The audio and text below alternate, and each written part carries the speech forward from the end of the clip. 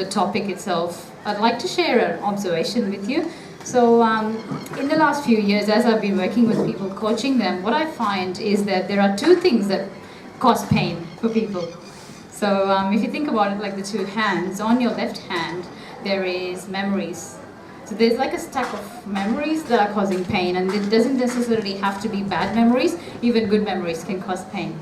So that's one pile. And then there is another pile, which is the habit of worry. So there's this worry that comes up about any situation, and that causes pain. So this seems to be universal, that everybody suffers from one of this from time to time whenever something's causing trouble for them. And when we step out of these two, which is tapping into some memory from the past or going into worrying, when we step out of these two, something magical happens. The mind starts experiencing a beautiful state that's called mindfulness. So, which brings us to the topic. In terms of the topic itself, it's quite broad, so there are different things we can talk about. What I would like to focus on is to tell you two different myths that are around about mindfulness that people mistake, and I want to clear that up for you today, and also tell you what is the biggest enemy for mindfulness. Why is it that we can't do it? What stops us from doing it?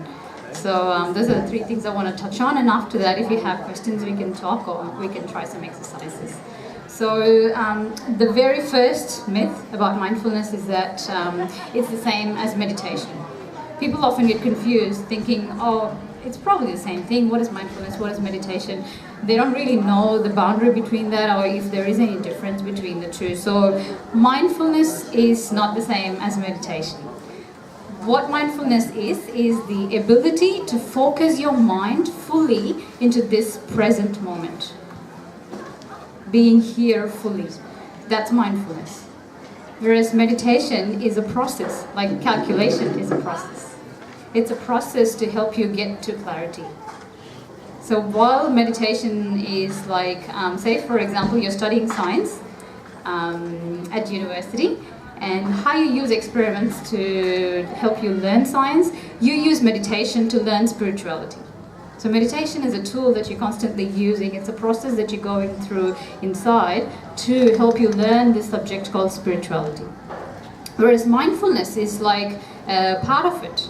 So it's that ability to be able to focus your mind fully in this present moment without letting it wander away into a memory or into a worry about the future. So that's one difference that I wanted to share with you today. And the other myth that's also around and people get confused is that mindfulness is the end goal of spirituality. It's not the end goal. Mindfulness is lesson 101 of spirituality. First you begin to be mindful, and then it could be a mantra by itself, so become mindful, and then that could be your mantra for solving any problem. To become mindful, and then, because when you become mindful, what happens is the problem vanishes, because the problem's not here now. The problem's in the past or in the future. So when you become mindful, the problem actually vanishes, and you feel this little sense of relaxation inside where you go, oh my god, okay, this is too uncomfortable, and we quickly switch back into one of the two. So coming back to the myth that we were talking about, mindfulness is not the end goal of spirituality. It is simply Spirituality 101, your very first lesson in the whole subject. So for us to become mindful is simply training our mind to be able to focus here on this present moment without getting distracted. So there will be a lot of things we will have to do to make this happen, but that is the process. So once we become mindful, what also happens is we start noticing all of these abilities we have within us that we have ignored for many years and we have told ourselves we don't have. So the moment you become mindful, you become aware of who the person you are, and it starts to surface. So your mantra is become mindful, and then, for any problem. And if mindfulness is not the end goal of spirituality, you might think, what is the end goal of spirituality? The end goal, in my opinion, is to become aware of who you are in every single moment of your life. To become aware of who you are and live it in every single moment of your life. That is the end goal of spirituality, in my opinion. So when I said to become aware of who you are, I'm not the same person I am today that I was. Yesterday I didn't give this speech. today I'm giving the speech, and tomorrow I'll be a different person because I've given that speech. See how there are 3 different people in the same person? So to become aware of who you are in this moment and to live it in every single moment of your life, completely, to be an expression of who you are, that is the end goal of spirituality. And as you can see, there is no end to it. As long as we are alive, we're going to keep doing this, to keep refinding the answer to who we are and to continue to find a way to live that who you are.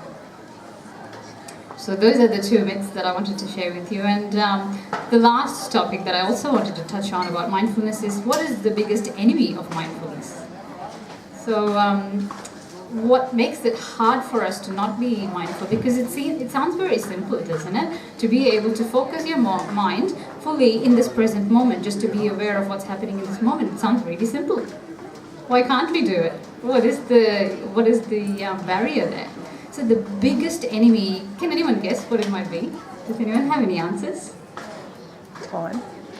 Mind wanders, yeah.